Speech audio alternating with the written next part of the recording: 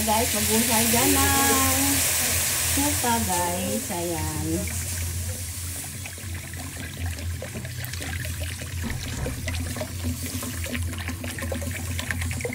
Ayan.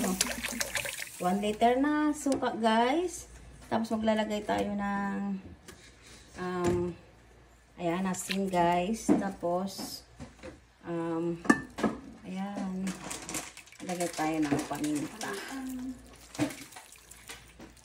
Ayan siya guys. Tapos maglalagay tayo dyan ng asukal. Ayan, tapos maglalagay tayo dyan guys ng asukal. Ayan. Dali din naman pong puti guys. Ayan, depende na po sa inyo guys kung gaano siya katamis.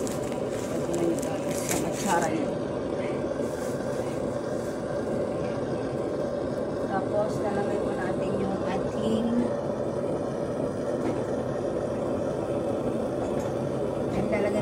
ating ano guys, yung sibuyas, tsaka yung luya. Ay, luya ba yun?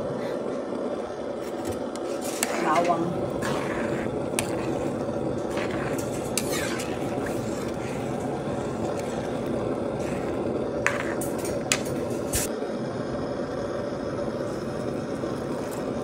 Then guys, naglagay tayo ng ginagdag din po na luya. Ayan, ganyan lang guys. Pakuluin natin yan. Tapos ating titikman. Tapos na yung kutsara. Kayo na lang po ang mag-adjust guys kung gaano siya kaasim ang inyong lalagay. Tapos katamis. Ayan.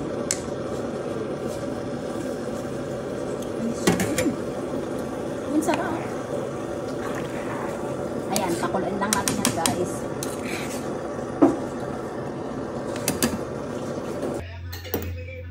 Ayan na guys, ang ating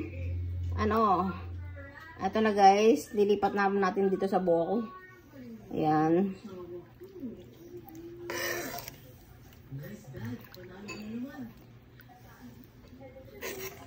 Ayan. Lilipat na natin dito guys. Ayan na guys. Buhos natin tong sabaw. Ito yung pinainit natin kanina. Lagyan natin dito lahat guys. Ayan. Tapos ating halo-haluin yan. Ayan na guys. Nabuhos na natin yung pinakuluan natin kaninang suka. Tapos yung mga ricado niya guys. Ayan. Halo-haluin lang natin yung ganyan. Bango. Bango guys. Ang sarap. Ayan, ganyan lang yan guys. Halo-haloin nyo lang siyang mabuti. Ayan.